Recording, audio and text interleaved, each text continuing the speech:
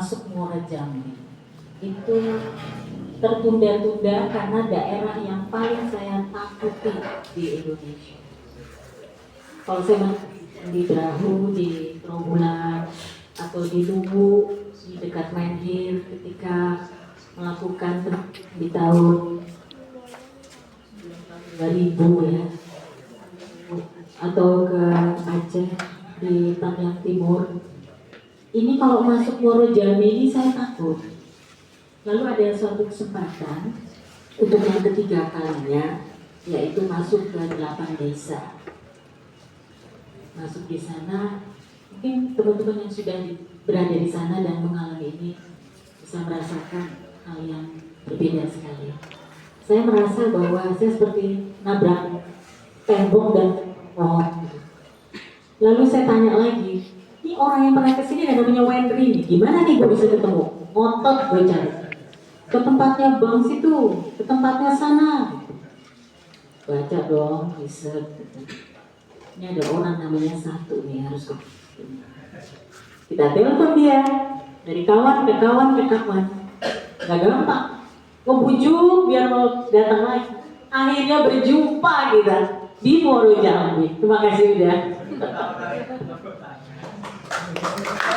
Gini, sebagai penulis buku dan seorang petualang yang hidup dan tinggal dan merasakan gelapnya batang hari, sungai-sungai yang tidak mudah dialami, itu dia tuh orangnya.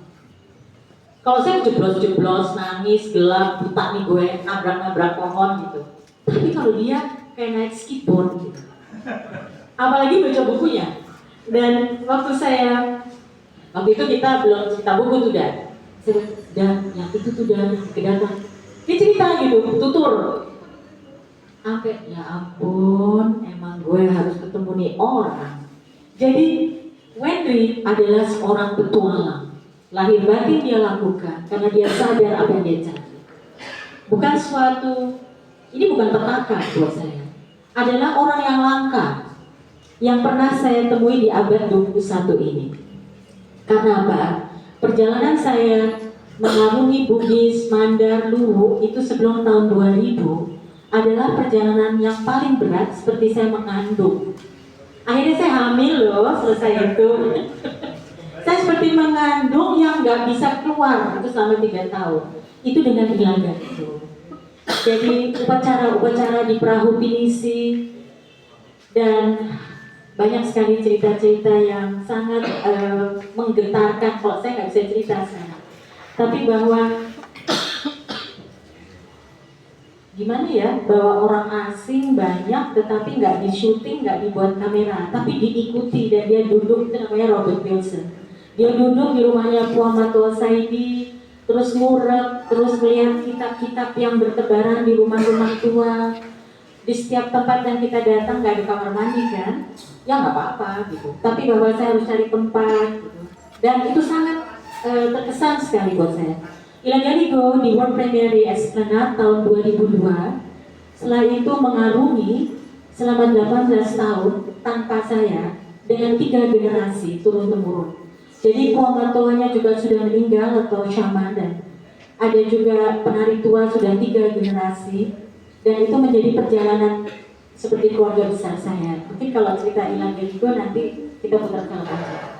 Tapi saya merasakan bahwa orang Bugis itu seperti itu, makanya saya bilang the Bugis.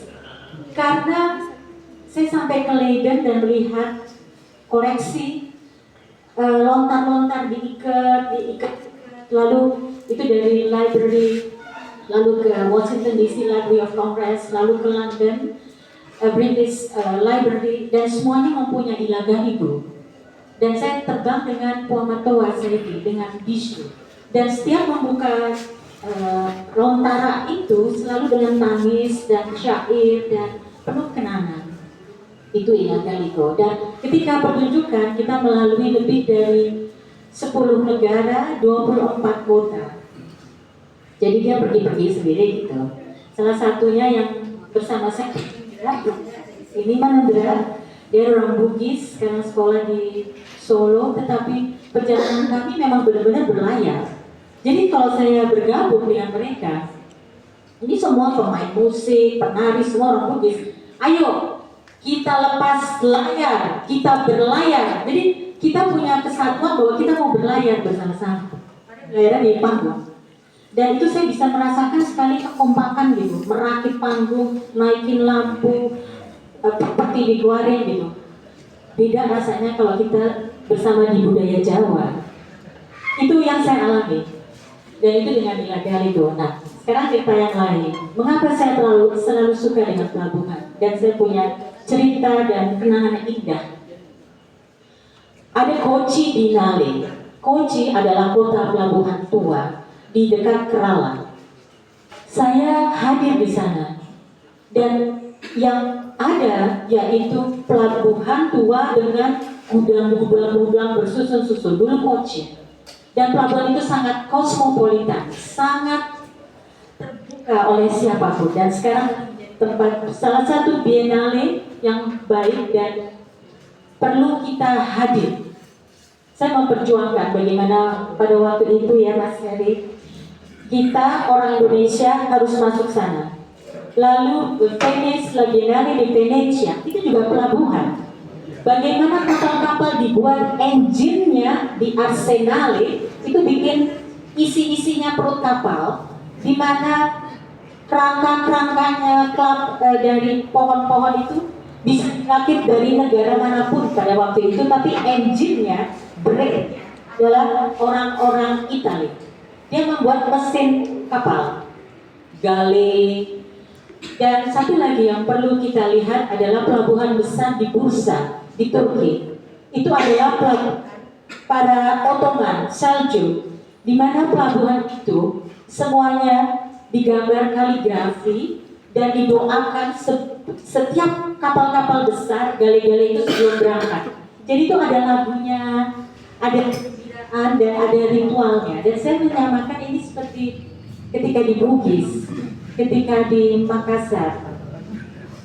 Nah, pelabuhan-pelabuhan itu saya kunjungi karena apa? Karena saya punya kenangan indah selalu bahwa interaksi manusia dan peradaban itu dari sana. Lalu saya ke Tuban dan Gresik.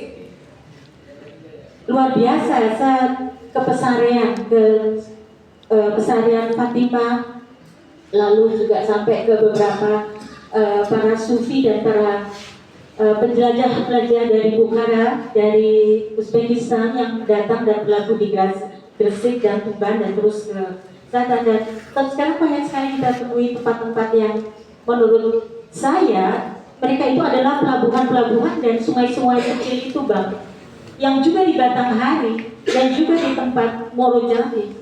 Roh dan nafasnya dari hulu ke hilir. Di situ ada peradaban, ada lagu, ada dendang, ada benda-benda yang kita temui dan mungkin sekarang sudah susah kita temui, dan itu adalah sejarah kita. Nah, sekarang kita cukuplah dengan sejarah. Tantangan kita hari ini ke depan mau apa? Itu yang kita tanya. Tapi kalau kita bertanya juga, apakah mau tahu tentang bahari? Apakah mau tahu tentang bangsa laut? Nah, ini mungkin yang perlu kita pertanyakan. Ini buku membuka begitu banyak kesempatan untuk bertanya sebagai perjalanan dan sebagai bukti dari penemuan Wendry. Terima kasih. Tetapi dari sini mau bertanya. Dan untuk saya sebagai produser, independent producer, kami mencoba untuk menggarap beberapa karya dalam pemanggungan dengan 3 dimensi. Nggak mungkin baca kitab Ilagaligo lebih panjang dari Mahabharata. Yang paling mungkin staging naik panggung bagaimana? Bagaimana itu sehingga mendapat penghargaan dari UNESCO. Penghargaan dari UNESCO sebuah cerita yang tidak boleh dilupakan. Memory of the lupa itu istilahnya. Tapi itu sebelumnya kami berkampanye untuk Ilagaligo. Dan saya sempat hadir di Paris ketika itu disampaikan, dan saya sampai hampir nggak kuat karena bahwa memang benar ada itu cerita dan tempat-tempatnya ada. Jadi pemanggungan atau staging atau performing art atau seni rupa, instalasi atau happening art itu mempunyai nilai baru pada hari ini abad 21 dari sejarah dan cerita kita hari ini.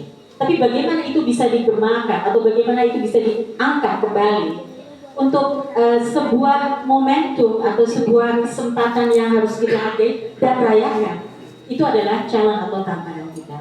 Saya rasa ini cukup dari saya, lebih maaf ya. Terima kasih.